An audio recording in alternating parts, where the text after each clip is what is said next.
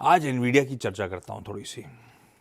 आज नतीजे जो आने वाले हैं वो सही में सबसे इंपॉर्टेंट कैटलिस्ट है जिसको बाजार बहुत कीनली वॉच आउट करेगा। और ये नतीजे जो हैं आज यूएस मार्केट्स बंद होने के बाद यानी कि आफ्टर आवर्स में वो नतीजे आ रहे होंगे।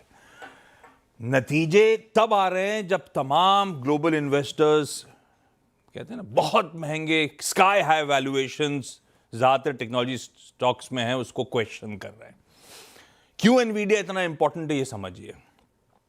आर्ग्यूबली कह लीजिए दुनिया की सबसे इंपॉर्टेंट कंपनी इस समय, नियर मोनोपोली कंट्रोल है उसका ग्लोबल एआई रेवोल्यूशन के फंडामेंटल हार्डवेयर जो पावर करता है उस ग्लोबल एआई रेवोल्यूशन को।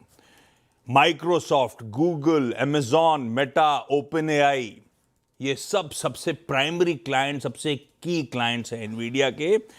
कोई कंपनी एनवीडिया के स्केल और परफॉर्मेंस लेवल को कंपीट नहीं कर सकती दुनिया में। इस समय यह स्थिति है।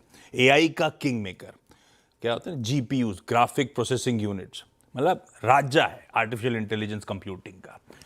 अहमियत दूसरी प्लेट ये, एनवीडिया का मार्केट कैप करेक्ट होने के बावजूद आज $4.5 ट्रिलियन का है।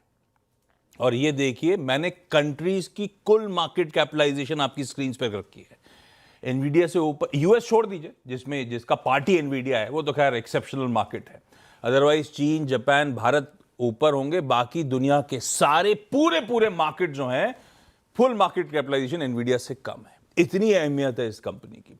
और ये तो अभी की चर्चा है, एक समय इंडिया की मार्केट कैप को मैच कर रहा था एनवीडिया, $5 ट्रिलियन प्लस चला गया था। वो तो वहां से वो स्टॉक 12% 13% करेक्ट हो गया है हाल के जब से एआई रिलेटेड कंसर्न्स माउंट हुए। प्लेट फ्लिप करिएगा तो दिखेगा 12% के आसपास का करेक्शन एनवीडिया का। अदरवाइज हमारे पूरे मार्केट कैपिटलाइजेशन के बराबर वो इकलौती कंपनी थी।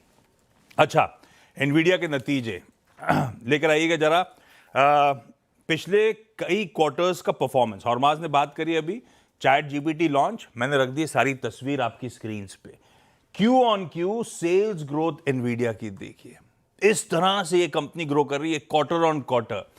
लास्ट क्वार्टर जो Q2 था, ग्रोथ ठंडी पड़ी 6% की, क्योंकि उस समय आपको याद होगा चाइना के साथ कंसर्न्स, एक्सपोर्ट रोक दिए थे ट्रंप एडमिनिस्ट्रेशन ने।